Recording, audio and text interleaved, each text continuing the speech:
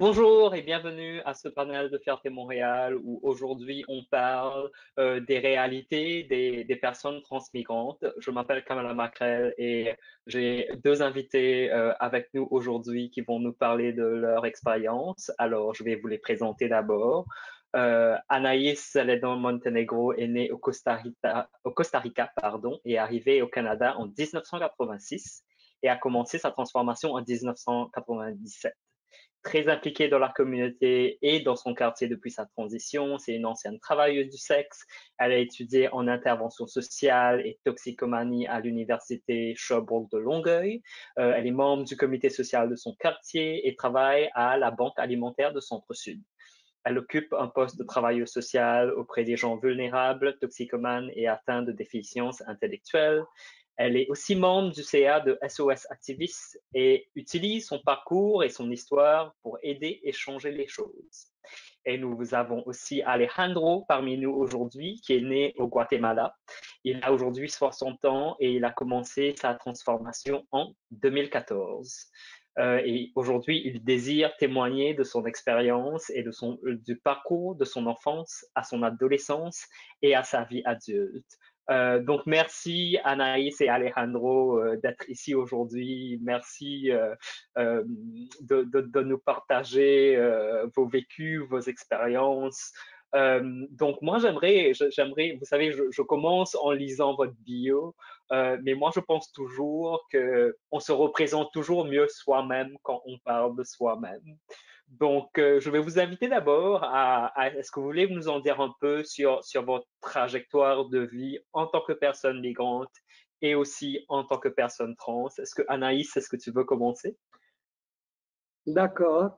Et je veux remercier Fierté de l'invitation. Merci de nous avoir parmi la communauté. Nous sommes là pour témoigner de notre vécu. Évidemment, ça fait plaisir de partager qu'est-ce qu'on a vécu malgré notre souffrance, nos rejets et tout ce qu'on a vécu auparavant en étant nous-mêmes, en avoir notre identité. On est très contente d'être soulagé, de s'épanouir en ce qu'on est. Donc voilà, merci beaucoup à Camara pour la présentation. Bon, on vous a dit, je suis né au Costa Rica, j'arrive au Québec en étant, comme je dis souvent, garçonnet. Et ma vie de garçonnet, ça déroule pendant les premières 10 années de ma vie, jusqu'à un moment que j'ai eu un réveil. Un jour, j'ai rencontré une personne. Moi, dans ma vie antérieure, j'avais travaillé en tourisme à l'extérieur du pays.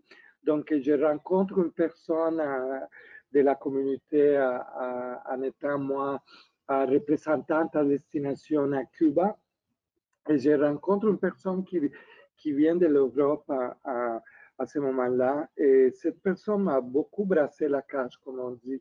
À ce moment-là, malgré que j'avais des connaissances, que la transsexualité, comme on l'appelait auparavant, était là, toujours, comme on dit, j'ai placé mon mal de place. Donc, cette personne m'a fait réveiller cette curiosité de moi-même que j'ai expérimentée depuis toute ma vie. Et c'est là quand j'ai décidé, suite après que j'ai rentré au Canada après mon travail, j'ai commencé à chercher, à me chercher. Donc, j'ai retourné au Costa Rica en pensant que c'était que la manque du pays où j'avais été, que ça me peut-être allait me changer mes idées. Mais finalement, j'ai réalisé que c'était bel et bien parce que j'avais un malaise de moi-même. Donc, je retourne au Québec en 1997. J'ai vécu au Costa Rica 6 mois. Je retourne et je commence tout de suite comme travesti, puisqu'on n'est pas hormonal à ce moment-là. Et je savais que pour le test que je m'entamais à faire, je ne pouvais pas trouver un job tout de suite. Donc, mon ami qui a voulu m'aider, qui était prête à m'aider, m'a dit, bon, écoute, pour le moment, on va vivre la nuit. Je commence à vivre la nuit, mais j'ai dit à mon ami, je vais faire toute ma transition complète. Je ne veux pas rester comme ça, de m'habiller seulement les soirs pour sortir. Je veux vivre la femme en moi. Donc, elle m'a dit, on commence, je vais te montrer comment se maquiller. Tout. Donc, c'est comme ça que je commence le travail du sexe. Et je regrette rien parce que cette époque, ça a été de toutes sortes d'émotions, de toutes sortes de vécus, de toutes sortes de monde. J'ai rencontré l'organisme aztèque pour lequel je vais parler plus tard. Il était aussi, venait juste d'ouvrir en 1998 quand je commence également. Donc, je me rapproche un peu de l'organisme pour me sentir un peu rassemblé à un groupe d'appartenance.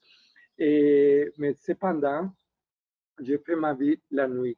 J'habitais à ce moment-là sur la rue Alexandre Seff et comme j'étais plus jeune, c'était plus facile de me promener, d'aller faire plus de choses sortir malgré ma différence dans le quartier, dans le village, parce qu'on travaillait sur la rue Ontario. Donc voilà, j'ai fait ça et tout d'un coup, je me suis dit, bon, la vie du travail de sexe va bien finir un jour et je vais m'instruire pour faire d'autres choses parce que si je le fais peut-être pour me rassurer la femme à moi en ayant ce genre de contact avec les hommes, je pensais à me remplir plus de force pour plus tard. Dans ma tête, je crois que ça a été une bonne affaire de me sentir, pour moi en tout cas, de me sentir appuyé par les hommes qui me voyaient que j'étais la femme que je suis. D'ailleurs, donc voilà, par rapport à mon travail de sexe, en 2000, je commence à changer le gouvernement des années 2000 au début pour qu'il me donne d'autres choses. C'est sûr qu'en me regardant, la personne, mon agent d'Emploi Québec à l'époque n'était pas trop sûr que j'allais être sûr de ce que j'ai fait, mais je savais que je voulais m'instruire pour faire des choses. J'ai tout dit à la personne d'Emploi Québec que j'étais travailleuse du sexe, que je me procurais un chèque du gouvernement pour de l'aide sociale, mais que j'ai arrivé à arrondir les mois par mon travail de sexe parce que je savais qu'il y avait des frais qui se rajoutaient à ma transition. À ce moment-là, on n'oublie pas que l'opération n'était pas encore gratuite. Donc, je voyais un peu loin cette opération qui est aujourd'hui une facilité pour la communauté qui décide d'aller plus loin de ce qu'on est. Bon, alors en 2000, je chiale et finalement, après autant de thèses et tout ça, je décroche un cours au Cégep. Ça donnait les cours d'intervention sociale. Et comme j'avais, par rapport à mon expérience de travail, travaillé toujours avec l'être humain, je sentais que je pouvais faire ça, que j'étais prête. Donc, j'ai pris ça au Cégep de Saint-Jean-sur-Richelieu à Brossard. Et j'allais jusqu'à la première de la semaine et j'ai continué à faire mon travail de sexe. Et pendant le travail de sexe aussi, j'ai fait le premier salon de massage à Montréal, Transsensation, qui accueillait beaucoup de filles qui voulaient travailler en sécurité parce qu'on était plus en groupe, plus ensemble, donc on pouvait se protéger mieux que sous la rue ou après les bars et tout ça. Et après, j'ai grandi avec un noyau d'amis dans cette communauté-là de travailleurs du sexe auquel je me suis beaucoup attaché. Et j'ai fait mes études, comme je disais, j'ai retourné travailler la fin de semaine. Le travail dans le salon de massage, je le faisais aussi la fin de semaine. Plus tard, en 2007, 2009, je tombe sur une personne qui, en faisant mon stage, une personne de l'Université de Montréal qui m'a dit, je vais t'amener avec moi pour travailler dans une maison de thérapie. Et j'ai raccroché cet emploi, mais par contre, ça me prenait à avoir plus d'études pour continuer à être là. Alors, grâce à ça, j'ai eu une lettre de recommandation de référence de la maison de transition pour aller m'instruire à l'université. Vu que j'avais déjà le cégep, je pouvais. Et c'est comme ça que j'ai rentré à l'université de Longueuil, de Sherbrooke à Longueuil, en toxicomanie, parce que la maison de transition était plutôt ça pour une maison de transition pour des personnes avec l'addiction aux drogues, les addictions aux drogues. Alors, voilà, j'ai fait ça, mais il y avait toujours des découragements car je n'avais pas encore changé mes papiers. Et à ce moment-là, le Québec était un peu arriéré par rapport à nos papiers. Donc, ça m'a beaucoup déçu savoir que j'allais continuer et avoir toujours ces normes que je ne voulais pas avoir dans mes diplômes et tout ça. Donc, j'ai raccroché, j'ai arrêté d'étudier, mais j'ai toujours eu les besoins de, utiles. Donc, je me suis inscrit, j'ai continué quand même à fréquenter les comités sociaux auxquels j'ai connu parce que c'était des beaux pas chers pour manger. Donc, j'allais là toujours. Et j'ai connu la banque alimentaire. Et la banque alimentaire m'a ouvert les portes et j'ai fait 6 ans de travail de bénévolat à la banque alimentaire. Toujours est-il que je fais mon travail de sexe à côté, mais je me sens utile autrement. J'ai lâché un peu les études et tout ça, car je savais que mes papiers m'énervaient. Suite à ça, j'ai décidé d'arrêter le travail de sexe en 2016 et je m'en vais chercher du travail, mais la madame n'est pas sûre, donc elle se trouve un emploi faisant du ménage. Dans cette centre communautaire où je faisais du ménage, j'ai rencontré des autres organismes qui m'ont ouvert les portes et qui m'ont dit, tu aimes beaucoup travailler avec les gens, on voit que tu aimes beaucoup les gens, on va te donner la chance pour travailler avec la déficience intellectuelle. C'était pas beaucoup de jours, mais c'était des sous. Que je voulais avoir de moins en moins à faire le travail parce que je m'en venais fatigué. Et en 2017, que je commence à faire la déficience intellectuelle, j'essayais toujours de trouver, j'appliquais pour des choses, mais ça ne marchait pas. Jusqu'au moment qu'Aztec ouvre un poste et on m'a dit d'appliquer, que j'étais une bonne candidate car j'avais beaucoup de vie, de vécu et que l'organisme venait en aide pour bien des choses et que peut-être que j'apporterai beaucoup à l'organisme. En 2019, je décroche cet emploi où j'appartiens aujourd'hui, fini le travail de sexe. Je crois que je me sens tellement bien de dire que je n'ai plus de sexe depuis 2018. Ça fait 2 ans que la travailleuse du sexe que j'étais, je n'ai plus de sexe du tout et je me sens tellement bien parce que je dédie ma tête à d'autres choses et en même temps, c'est sûr que la communauté comme telle commence à grandir dans les années 2010, 2012, 14, 17 et il a fallu que je me ressource d'apprendre les nouveaux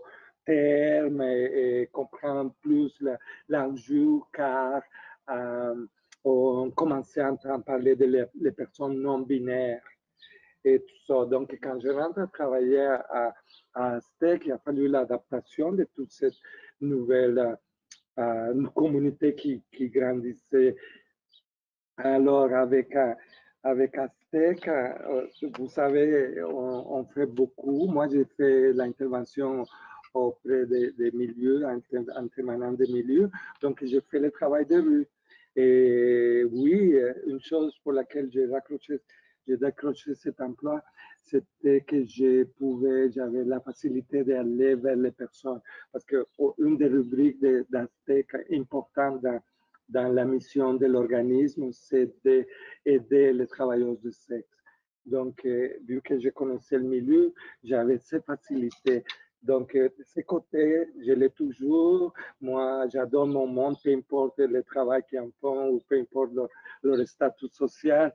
Et bon, on est au courant que l'organisme Aztec aujourd'hui, on fait beaucoup de choses. On touche aux documents légaux des personnes. Ben, voilà. En 2017, je vais juste reculer de 2017, on m'approche pour me dire, Anaïs, on sait que tu attends 20 ans. À ce moment-là, ça faisait 20 ans que j'avais encore mon nom de naissance sur mes papiers d'identité, lequel me gênait tellement qu'on m'a dit de participer comme porte-parole en 2017 pour la marche trans, qui ça faisait la 4e fois qui était en vigueur. Donc voilà, j'ai fait ça et suite à ça, il y a eu des améliorations et le gouvernement commence à être plus flexible. Et aujourd'hui, le gouvernement québécois, surtout parce qu'il fallait être citoyen, voilà le pourquoi. Et c'est ce qui m'empêchait à ma citoyenneté, c'était le fait que mon travail de sexe me gênait à la cour municipale. Et heureusement, je n'ai jamais eu des dossiers criminels, mais le fait d'avoir tout le temps à faire affaire avec la cour municipale, ça me faisait tellement m'empêcher d'avoir ma citoyenneté. Fait que grâce à Nora Butler aujourd'hui, que je l'adore, elle m'a approché pour me dire, Anaïs, tu es dû pour avoir ta citoyenneté puis avoir ton changement. Non. Fait que en 2018, j'ai eu ma citoyenneté, ça fait pas longtemps. Donc voilà pour laquelle je me sentais encore plus forte pour foncer avec Anaïs.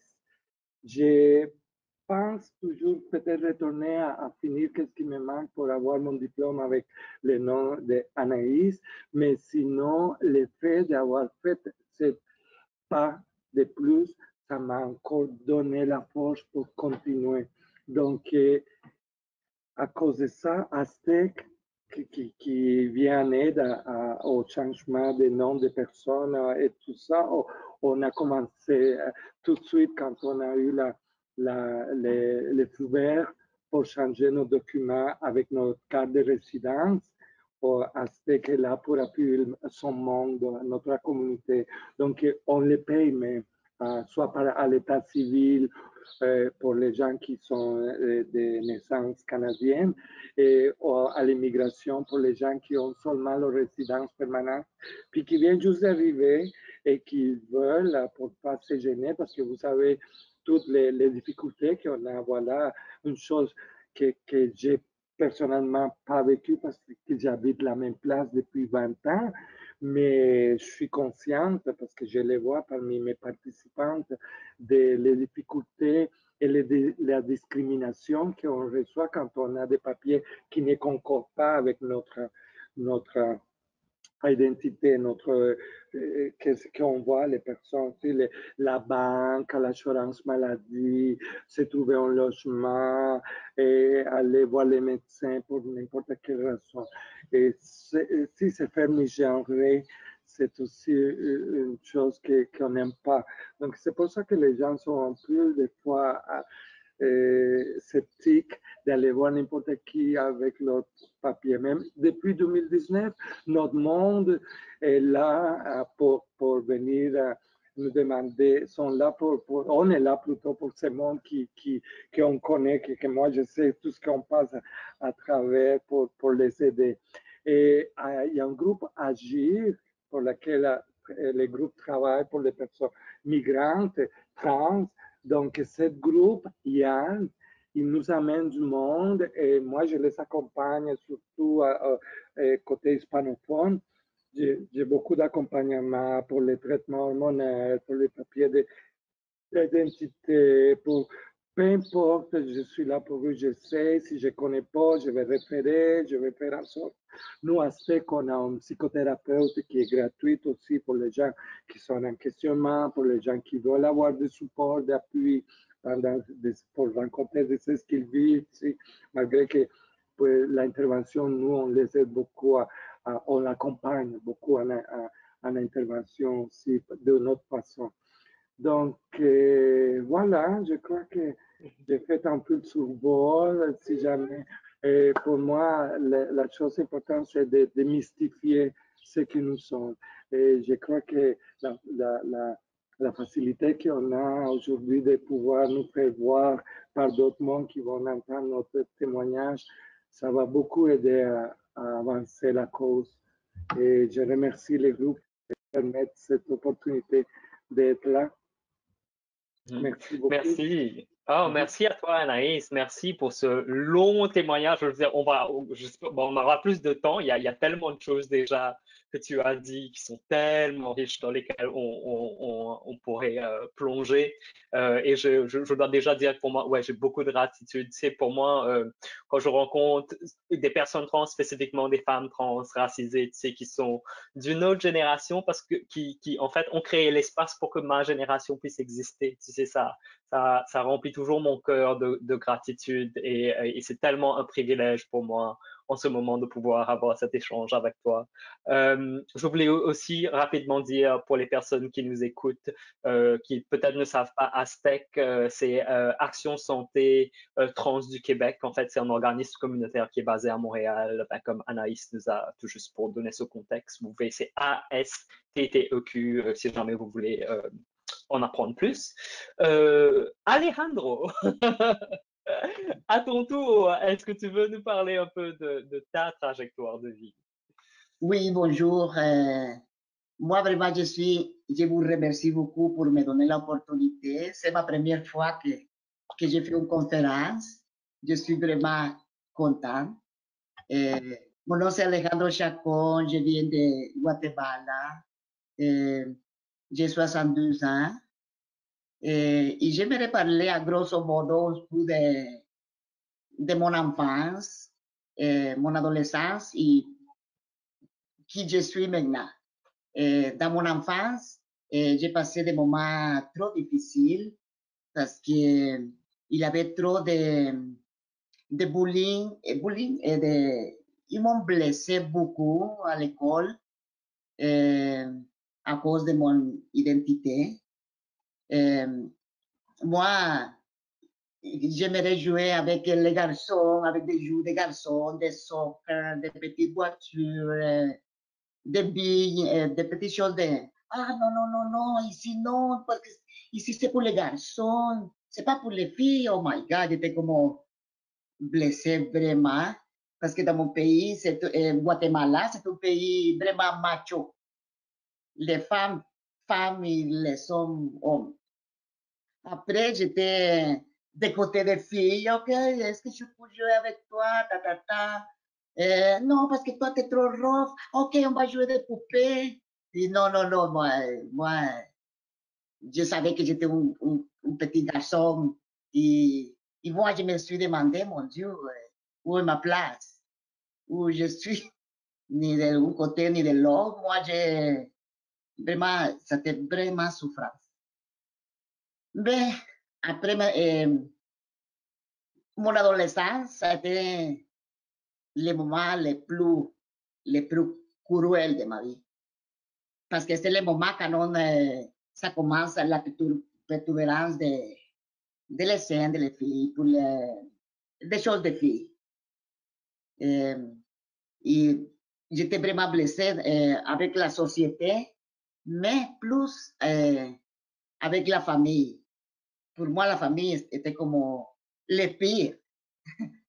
Moi, je me souviens que j'ai venu au monde avec le matriarcat. C'était la maman, il y avait beaucoup de filles dans ma famille. Et il avait, je me souviens qu'il avait, j'ai des sœurs qui amenaient des amis à la maison, parce que moi j'habitais à la campagne.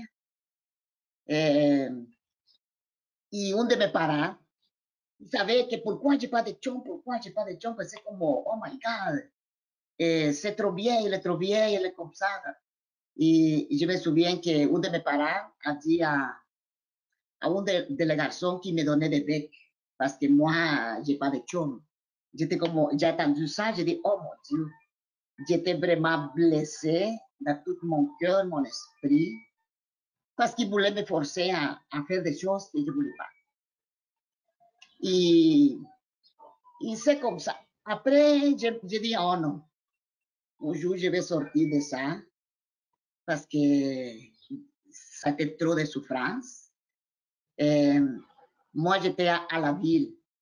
Il m'a mené à la ville avec une autre de mes soeurs, tout le temps avec la famille, parce que c'est la famille, parce qu'on n'avait pas d'argent. Quand on est pauvre, c'est la famille qui laisse. Et j'ai commencé le théâtre. Mais ça, c'était dur aussi pour moi parce que j'ai commencé ma carrière comme comédienne et je dois faire des personnages sur des femmes. Et je dois être bien féminin. Mon directeur, mais c'est le bullying tout le temps. Le directeur, si j'ai fait un mouvement masculin, non, non, non, non, c'était comme tout le temps, ils m'ont blessé, ils m'ont blessé, ils m'ont blessé tout le temps. Mais j'ai continué parce que vraiment, quand je commence une chose, j'ai dit, je dois finir ma carrière, je voulais avoir mon diplôme de comédienne. Et comme ça, j'ai travaillé beaucoup dans les scènes, dans le théâtre. Après les années, moi, j'ai dit, ah non, non, non, c'était dur ici. Guatemala, c'est un pays vraiment macho. C'était pas un pays pour moi, vraiment. Non, j'ai pas aimé du tout. Et moi, parce que j'avais des familles ici au Canada, j'ai déménagé au Canada. Je suis venu ici en 1989, tout le temps pour faire ma vie, pour étudier, parce que j'étais vraiment blessée. Et j'entrais ici, j'ai commencé à travailler. Je faisais un groupe de clowns pour les enfants. Tout le temps, j'ai travaillé. Après, parce que quand il y avait des rêves tout le temps, moi, j'ai dit, j'aimerais avoir un enfant pour vraiment pour donner l'amour que j'avais pas eu dans ma famille et la société, que c'était vraiment trop discriminatif à cause de notre condition. Mais j'avais mon enfant, je m'arrangeais pour avoir l'enfant. Et ça, voilà, tout le temps, c'était la même chose. Tout le temps, la famille. Et quand mon petit garçon est là, ma famille arrivait chez moi pour dire, hey Alejandro, tu dois te comporter comme un vrai fan parce que imagine qu'est-ce que ton garçon va penser quand lui va grandir, des choses comme ça. Et comme ça. Et moi, quand ma famille partait, j'étais trop blessée, mais j'ai dit non, non, non. Je vais sortir en avant. C'est pas le monde qui va me faire reculer ou être arrêté. Et mon enfant, après, quand mon garçon, il était un peu plus grand, après j'ai dit, OK. J'ai commencé comme à chercher des places pour moi. Et moi, j'étais pour pour des groupes. Moi, personnellement, je ne savais pas que j'étais une personne trans. Moi, je savais que j'étais un homme. Dans ma tête, j'étais un homme avec l'école de femmes. Mais peut-être qu'à cause de la communication, moi, j'étais un peu comme d'en haut de ça. J'ai dit non, j'ai commencé à fouiller. J'étais dans une église parce qu'avant, ils donnaient des informations dans les églises. J'étais pour dire, j'étais comme gênée de demander parce que c'est pas facile de sortir. j'ai dit à quelqu'un là, moi j'aimerais savoir où je pourrais trouver une place de femmes aux femmes. Oh oui, oui, ils m'ont donné l'adresse et tout ça. Oh, j'ai dit ok. Je savais que j'étais un homme, mais je ne connaissais pas des autres organismes. Ça, j'ai commencé à fréquenter. J'ai trouvé quelqu'un là, tout était là. Et après, la coordinatrice a dit, OK, aujourd'hui, on va faire un jeu, on va parler avec, on va faire un dessin, une sculpture avec des plasticiens pour savoir comment est-ce que vous regardez dans votre physique. Ah, tout le monde, toutes les filles, ah, ça fait trop coquette. Il y avait des filles qui faisaient que c'est sportiste. Chacune sa personnalité physique. Moi aussi, j'ai commencé comme à sculpter mon corps, un garçon, ouais, avec toutes les, avec les pénis, avec tout ce qu'un homme, un garçon a, hein, physiquement. J'ai mis une femme à son côté, avec la plasticienne, tout ça. Après, les filles, ah non, non, non, Alejandro, non. C'était comme, oh, c'est quoi ça? Et puis, moi, je me sens comme ça, je me vois comme ça. Je ne peux pas rien faire d'autre. Et, la coordinatrice m'a parlé à part, m'a dit, Alejandro, viens ici, oui, regarde-toi, vraiment, tu n'appartiens pas ici. Ah, je dis non, non. Y elle m'a donné une adresse, la ATQ, la première organisme que j'avais connu, c'était la ATQ. La coordinatrice était Marie-Marcel. Quand j'arrivais, oh, wow, on commence à nous connaître et tout ça. J'étais comme, oh, wow, tout, tout surpris de voir, oh my God, c'est bon ça. Y m'a dit Marie-Marcel, Alejandro, toi, tu es un homme, est-ce que tu aimerais ta transformation, ton changement, tout ça? Oh oui, oui, qu'est-ce que je dois faire? Et j'ai commencé comme à avoir de l'information, comment faire mon changement. J'étais dans des ateliers pour des personnes qui donnaient des conférences, des personnes trans, des hommes trans. Oh my God, je dis, est-ce que c'est... Moi, j'étais comme, oh, je vais être comme ça. J'étais vraiment content, comme surpris, parce que j'ai dit, mon Dieu, qu'est-ce que... Jamais ça m'a passé dans ma tête que je pourrais être la même chose qu'eux. Et après, j'ai commencé toute l'information. Pour commencer, ils m'ont donné les choses à suivre.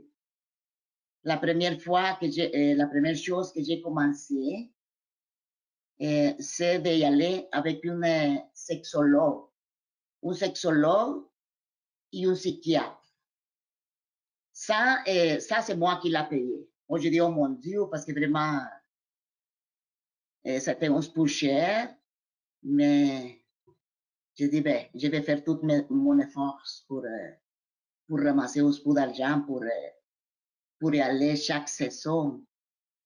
Ils m'ont dit à peu près, c'était comme avec la sexologue, 4 saisons. J'ai commencé avec elle. Elle m'a donné une lettre pour les étapes suivantes. Et après, j'étais avec les psychiatres. Moi, j'ai payé aussi, que ça m'a coûté vraiment cher, les psychiatres, juste pour un petit temps. Mais qu'est-ce que je voulais faire? Moi, je dis à les psychiatres, moi, je sais qui je suis, je n'ai pas besoin de vous. Mais c'est comme on doit remplir des choses pour arriver à qu'est-ce qu'on veut. Et lui m'a donné une lettre aussi. Tout c'était des lettres pour que le gouvernement accepte mon... parce que c'est qui l'ont payé, ça t'a payé mes opérations. Ça, je dis, pour avoir le droit d'avoir mes opérations, je dois payer ça. Et j'étais avec les psychiatres, ils m'ont donné de l'aide. Après, j'étais avec, pour prendre les hormones, l'endocrinologue, excuse-moi, celui qui donne les hormones. Oh my God, quand j'ai commencé à me hormoner, j'étais comme, oh, aïe, aïe. Et le médecin m'a dit, le premier temps, ça va changer. J'ai dit, est-ce que je vais changer avec ça? Mais oui, j'ai pas pensé que je vais changer mon visage. Même j'ai changé mon visage, ça commençait à pousser les poils. Mais j'ai rien dit à ma famille. Parce que ma famille, non, non, non, non. J'ai tout la fait enfermé, caché, en caché. Et des fois, une de mes soeurs m'a regardé. Qu'est-ce qui s'est passé avec toi? Tiens, tiens, je vais t'aider. J'étais comme stressée parce qu'ils ont essayé de me raser, de me... J'étais comme, oh, aïe, aïe, aïe. Et ça va commencer le changement avec la testostérone. Mais avant de passer, moi, une chose que j'ai payée aussi, c'est l'épilation. Parce qu'il faut nous épiler dans les bras pour pouvoir avoir l'opération. Mais l'électrolyse, oui, on doit faire l'électrolyse. Merci. Après de ça, dans mon époque, mais ça fait 5 ans que j'ai commencé mon changement, en 2014, excuse-moi. On doit vivre une année comme un homme, mais physiquement. Entrer dans des toilettes d'hommes, dans des places d'hommes. Mettons, si je vais au gym, dans les places des hommes. Quand j'ai entré la première fois, parce qu'il faut nous habituer à notre, parce que c'est vraiment notre vie. Avant, j'étais habituée à que le monde dise madame, madame. J'étais comme, oh, madame. Et mon visage, c'était comme, une fois même, quand j'ai entré la première fois à des places d'hommes, oh, j'étais comme, oh, aïe, aïe, aïe. J'étais pas habituée. Après, j'ai commencé à m'habituer. Même, je me suis trompée des fois parce qu'on était habitué à des choses. Et je me suis trompée dans des places de femmes. Après, c'était comme ça. Après, ça a commencé, j'ai passé l'année d'homme. Après, j'ai commencé mes opérations. J'ai commencé pour la, excuse-moi, pour faire la mastectomie. Excuse-moi si je me trompe avec le nom, mais avec la mastectomie. Après de la mastectomie, c'est la hystérectomie et la phalloplastie. On doit passer toute cette opération. Maintenant, j'ai passé 4 opérations, la mastectomie, hystérectomie et la phalloplastie, que je l'ai commencé, ça fait 10 mois. C'est la construction de les mames et tout ça. Et ça fait 15 jours que j'ai entré à la 12e étape de la phalloplastie, que c'est l'arrangement de l'urètre pour pouvoir faire des pipis debout et tout ça. Et me manque la dernière que c'est ils vont mettre les couilles et déjà pour l'érection et tout ça. Et vraiment, je vous dire aujourd'hui, malgré toutes les choses trop difficiles que que j'ai passé, je peux dire vraiment que je suis l'homme le plus heureux du monde. Et je remercie vraiment Aztec parce que ça, c'est après de l'ATQ, c'est l'Aztec qui m'a appuyé beaucoup dans mon cheminement, mes accompagnements, les taxis, toute l'information que je demande. J'ai arrangé déjà mes papiers légaux, Alejandro Chacón. Et tout ça, vraiment, je remercie Aztec pour tous ces appuis qui, quand j'arrive à Aztec, je me sens comme chez moi. Je les aime, je les aimerai vraiment toute ma vie. Je remercie vraiment à mon Canada pour l'homme que je suis maintenant et à mon Québec. Je remercie beaucoup à tout le monde. Merci beaucoup. Merci.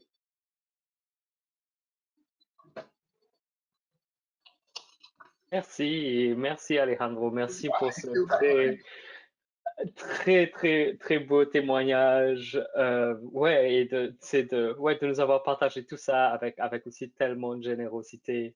Tu sais, une des choses que je retiens, je dois dire, c'est que quand tu nous parlais de ton témoignage et ensuite à la fin, tu as dit, je suis l'homme le plus heureux du monde. Tu sais, et je pense que c'est tellement important.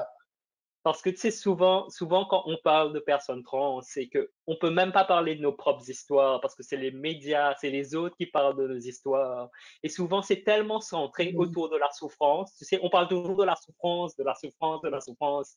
Mais aussi, il y a de la joie, tu sais, il y a de la joie dans nos Oui. vécus. Et il y a aussi de la joie. Donc, je voulais ouvrir cette porte. Je sais pas si Anaïs ou tu veux y aller avant. Est-ce que tu veux parler de la joie aussi, en fait? Parce qu'il y a aussi de la joie dans le fait d'être des personnes trans. Excuse-moi de Ma mes larmes, ça c'est joie, de la joie.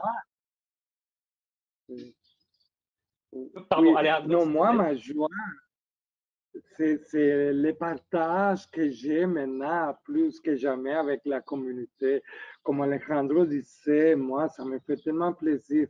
On a beaucoup de participants, participantes qui sont des langues hispanophones. Et c'est pas parce qu'on a les autres que je ne suis pas pareil, mais je dis, ça, j'ai la joie de ce monde que je sais que par notre culture, on en souffre beaucoup d'intimidation, la famille, les amis. Moi-même, je suis venu ici toute seule et on a beaucoup de gens qui sont ici toutes seuls. Ça, c'est une rubrique d'Aztec qu'on est en train de monter pour les années à venir pour accompagner le monde qui vieillit, cette population comme moi, que nous sommes là pour nous accompagner, vieillir. Moi, personnellement, j'ai une participante que j'adore beaucoup, qu'on l'accompagne, qui a le mal de Parkinson. Puis cette personne a vraiment besoin de parler le côté médicamental qui est là, mais il y a besoin d'un support psychologique qu'on en donne beaucoup. Je suis là, et elle n'arrête pas de m'appeler parce que pour elle, moi, j'ai mon téléphone n'est jamais fermé parce que présentement, avec la COVID-19, elle vit très isolée, elle en souffre beaucoup parce qu'il a fallu qu'elle aille dans différents endroits. Elle n'est pas encore à un CHSLD convenient, malgré qu'elle en a une déjà assignée. Ça va prendre encore une autre semaine parce qu'il a fallu qu'elle fasse quarantaine d'un endroit à l'autre. Donc, ça, c'est un peu de qu'est-ce que c'est ma joie. Si on parle de ma joie aujourd'hui, Anaïs est la personne la plus heureuse de savoir que mon monde sont là pour passer à travers, accompagner, puis qu'on les aide. Que, moi, c'est ça ma joie, aider le monde, démystifier. Si on a aussi la rubrique des formations Aztec, on a à se déplacer, à aller parler à des personnes travaillant dans la santé, à des personnes travaillant dans dans des autres organismes qui ont besoin des personnes. On est là aussi pour des personnes qui qui passe pas, comme on dit. On est là pour cette personne qui en souffre plus de la discrimination et des difficultés, parce que c'est des personnes qui passent pas. Donc, on veut que cette personne soit respectée pareil pour celles qui passent, comme on dit, dans la société. Donc, voilà, ça c'est ma joie. Ouais, ah, merci, ouais, c'est tellement beau.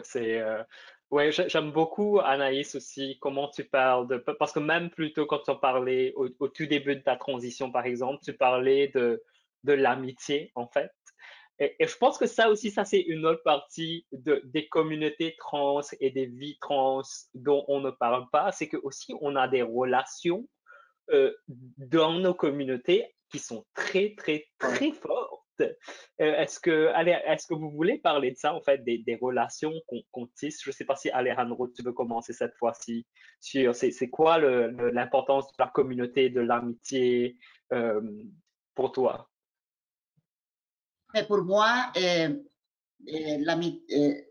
quand j'arrive à Aztec, moi, je me sens comme en famille. Regarde, Anaïs, je l'aime, à toute l'équipe de Aztec, je les aime. Même, j'entrais pour, maintenant, j'appartiens à Aztec comme bénévole. Et j'aimerais donner un peu de qu'est-ce que Canada, Québec m'a donné. Et amitié, c'est d'ouvrir notre cœur et d'être honnête entre nous-mêmes et de nous aimer vraiment, de nous aider entre nous. Ça, c'est une vraie amitié. Mhm, C'est- mhm. c'est- Merci, merci. Anaïs, est-ce que tu veux parler de ça aussi? De l'amitié, De, ouais. voilà, je me fais en étant en groupe parce que on se croise dans les bars, on se croise dans les rues, on se voyait les soirs, mais en étant renfermé dans un salon de massage, on créait des liens plus forts. Donc, on sortait après ensemble pour aller danser, on sortait ensemble pour aller manger. Moi, je les amenais toujours chez moi même pour faire des clients. Parfois, je donnais à mes amis pour qu'ils puissent travailler en sécurité, et évidemment avec un petit récompense, mais c'est le fait qu'on travaillait en camaraderie. Donc l'amitié, jusqu'à aujourd'hui, je suis une personne loyale, alors je suis une personne noble, c'est ce que je suis. Donc, je crois que les gens les reçoivent, m'accueillent comme ça, et s'ils sont prêts à m'accueillir et être là comme ami, aujourd'hui, c'est sûr que je dois un peu avoir la différence entre travail et l'amitié, mais beaucoup de ces gens qui viennent, c'est plus fort que moi de créer des liens très attachés, plus que des participants, participantes. Je crée des liens où je peux aller prendre un café avec des gens qui me parlent pour me raconter leurs histoires en dehors du travail. Donc, oui, l'amitié, j'ai grandi sans frères et sœurs. Moi, les souffrances et l'intimidation que j'ai eues, peut-être que je ne le voyais pas, j'avais des oreillers un peu, mais j'ai grandi un peu seul, donc j'ai toujours été porté à aller chercher les gens. Et voilà, en étant moi-même transparente, je me sens que le monde peut mieux avoir accessibilité à moi et moi avec. Donc, c'est réciproque. L'amitié, j'essaie de donner, c'est sûr qu'on ne peut pas plaire à tout le monde, mais les gens savent que Anaïs est là, si Anaïs peut le faire, Anaïs va le faire, pas seulement comme amie, Anaïs va le faire comme intervenante également, pour nos droits, parce que Ouais. je suis très militante aussi, Uh-huh, uh-huh. malgré mon implication de communautaire, j'ai participé avec Estella. Estella, j'ai oublié de mentionner l'organisme Estella qui venait en aide aussi aux travailleurs de sexe. D'ailleurs, c'était les intervenants de la rue que j'ai croisés pour avoir la réduction de mes frais. réduction des méfaits qu'Aztec est très, la mission de Cactus comme telle. Et la réduction des méfaits, c'est très important et on l'avait avec à Stella. Donc, Stella, je me suis regroupée aussi comme travailleuse du sexe et on a fait même en 2005, on a fait j'ai oublié le nom, ça m'échappe des esprits, mais un grand rassemblement de personnes travailleuses du sexe de partout dans le monde, au Québec, Montréal, en 2005. Donc, j'ai été impliqué là-dedans. Donc, je me suis toujours impliqué, sans oublier toujours que je devais manger, mais c'est ça, à ce moment-là, mes portes ne s'ouvraient pas autant, mais j'ai eu la chance de travailler à STEC en étant, c'est ce que j'étais. C'est pas n'importe quel job qui allait embaucher en étant travailleur de sexe. Donc, c'est ça, je remercie Aztec pour m'avoir donné la chance de pouvoir donner de mon mieux avec la communauté. Merci, ouais. Je trouve ça tellement beau parce que, tu sais, moi aussi, je pense aussi à... Je pense que surtout en tant que personne trans, souvent par rapport à notre vécu dans l'enfance, mais aussi le fait, pour moi, je dis toujours, j'aime toujours dire, bah, être trans, c'est de la magie, en fait. Ça fait de nous des êtres magiques parce qu'on traverse à travers les genres. Tu sais, qu'est-ce qu'il y a de plus magique que ça? En fait, de te transformer au cours d'une vie. Et je trouve ça tellement magique et je pense que c'est quelque chose qu'il faut célébrer, mais je pense aussi que de mon expérience, ouais, ça nous ouvre le cœur en fait. Ça nous permet d'avoir une ouverture du cœur par rapport aux autres, par rapport au reste du monde, qui n'est pas très commun dans les temps dans lesquels on vit, tu sais, cette générosité de cœur. Donc je trouve ça très très beau. Donc, une des questions que j'ai pour vous aussi, parce que je suis tellement intéressé par rapport à votre trajectoire de vie, parce que tu sais, c'est comme vous l'avez déjà mentionné, Anaïs, tu l'as mentionné un peu plus tôt, il y a quand même, je dirais, depuis 7-8 ans en particulier, il y a eu beaucoup de changements, il y a eu beaucoup, tu sais, par rapport aux droits des personnes trans au Québec spécifiquement, il y a une visibilité qui est beaucoup plus grande maintenant. Depuis quelques années, on a Euphorie dans le genre, la marche trans, qui n'existait pas avant. Et dans ce sens-là, pour vous deux, votre processus de transition, que ce soit par rapport à l'accès médical, mais aussi l'accès légal, Anaïs, tu parlais de changer ton nom ou changer tes papiers, est très différent maintenant de ce que ça ressemblait même il y a 10 ans au Québec. Donc, est-ce que vous voulez parler un peu des changements qu'il y a eu, en fait, parce que les choses ont changé, les choses ne sont toujours pas parfaites. Donc, qu'est-ce qui a changé par rapport aux droits des personnes trans, spécifiquement des personnes trans migrantes? Qu'est-ce qui a changé au cours des quelques dernières années et où est-ce que vous voulez, où est-ce qu'on doit s'en aller? Alejandro, veux-tu commencer? Qu'est-ce que ça a changé? C'est pour les hommes trans qui sortaient, ça fait pas beaucoup de temps, et pour les opérations, pas juste pour les hommes trans, c'est le gouvernement qui paye les opérations.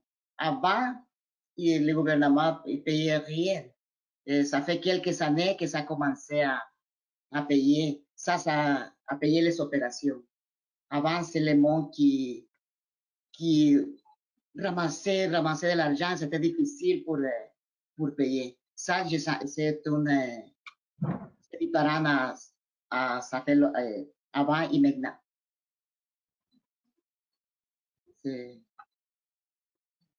Je crois qu'on a créé plus d'espace avec le temps. On a plus d'espace. C'est une pour les activités chez Aztec, notre fameux drop-in de lundi pour que les gens se sentent en sécurité. Et on a créé cet espace et sensibiliser. Je crois que la sensibilisation qui vient par l'éducation, je crois que ça a beaucoup. Si je me rappelle, dans les années 2000, on a commencé beaucoup à entendre parler au Québec. Le Québec, quand même, c'est une province qui est très ouverte parce que la génération avec la mienne, que j'ai eu la chance de connaître beaucoup de personnes trans avant moi, qui j'ai beaucoup écouté leurs témoignages, puis en lisant, parce que Viviane Namaste, elle a beaucoup investigué, fait la recherche pour qu'on n'oublie pas d'où on vient. Là. Donc, en voyant le passé, moi je vis le présent et vois le futur, oui, la sensibilisation, l'éducation, qu'on a plus de ne plus nous voir comme comment est-ce qu'on appelle pas des échantillons, mais euh, guinea pig, Des modèles. decir seulement et que les autres parlent pour nous, comme tu disais avant, les gens parlaient pour nous, puis nous, on s'est dit pourquoi on doit laisser les autres qui vont faire de l'argent parmi nous, avec nous. Et puis aujourd'hui, les gens, c'est sûr qu'on veut avoir une place dans la société. C'est sûr qu'il y en a beaucoup d'organismes qui nous approchent à Aztec pour qu'on puisse trouver du monde pour donner leur témoignage. Puis c'est sûr que mon témoignage, aujourd'hui, il est valide, mais les témoignages des nouvelles générations aussi, voir, si, continuer le message, continuer ce chemin que la génération avant la mienne avait commencé, que ça a été très souffrante, mais comme je dis, le Québec était quand même très ouvert à entendre parler de nous, par les carrousels de variétés qu'on avait dans les années 60, 50, où les filles, c'est sûr que c'est pas la même facilité de pouvoir se montrer comme dans ces années-là, qu'on était vraiment, la police était incroyablement très, la brutalité policière était très démise. Et même avec ma génération, moi, surtout les personnes racisées, ils ont toujours voulu me renvoyer, mais heureusement que quand je commence ma transition, j'avais ma résidence permanente. Mais heureusement, j'ai jamais eu un dossier criminel qui aurait pu m'empêcher à continuer mon épanouissement.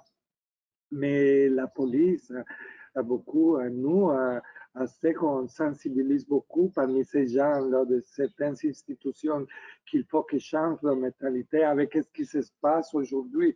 Je crois qu'on est en train de vivre un changement au niveau mondial. Qu'est-ce qu'on se rebelle contre l'injustice. Et voilà, je crois que ça a beaucoup changé. Les injustices, on les vit, oui, on est encore, on nous tue encore, on en souffre, on voit ce qui se passe aux États-Unis. Seulement cette année, toutes les personnes trans qui ont été tuées carrément et ailleurs dans le monde, mais ici au Québec, on lutte pour que les gouvernements aient même chose pour le travail du sexe. On se bat beaucoup pour la discrimination du travail du sexe. Et ça, on continue. On avance à petits pas, mais la lutte pardon, continue. On gagne des batailles, mais la guerre n'est pas encore finie. Peut-être les lois sont là, peut-être on ne peut pas changer les esprits, les mentalités, mais si longtemps qu'on peut faire la législation de pouvoir discriminer et de ne pas discriminer par la loi, je crois que ça aussi, on essaie d'avancer. Donc, c'est à suivre, mais on n'arrête pas. On continue. Il faut encore faire plus de manifs, il faut encore faire plus d'avoir la présence, on va la faire. Il faut. Ouais, ouais, j'aime ça, j'aime tellement ça, tu sais, je dis toujours, tu sais, de génération en génération, on n'a toujours pas disparu, on est toujours là, les personnes trans sont toujours là, donc ça veut dire, ouais, qu'on va pas, Même s'il y a toute cette violence, on va pas disparaître. On continue, c'est sûr, la bataille. Dernière question, en fait, dernière question. Puisqu'on parle de l'avenir, on parle de la bataille, on ne parle de ce qui continue. La dernière question, c'est une question personnelle pour vous. Euh, de quoi est-ce que tu rêves par rapport à ton propre avenir? Qu'est-ce que tu veux? C'est quoi tes rêves pour l'avenir, pour toi-même? Oui.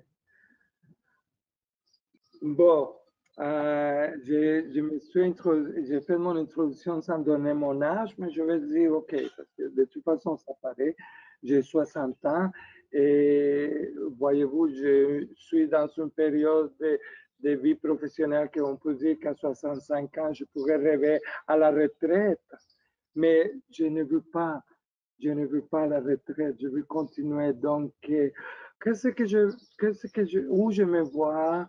euh, avoir plus comment dire, j'ai tellement mon idéal de monde est meilleur. Et je crois que où je me vois, c'est d'ici là. Et surtout par rapport aux travailleurs du sexe. Ça, c'est quelque chose que je suis porte-parole et que j'emporte les drapeaux de la défense.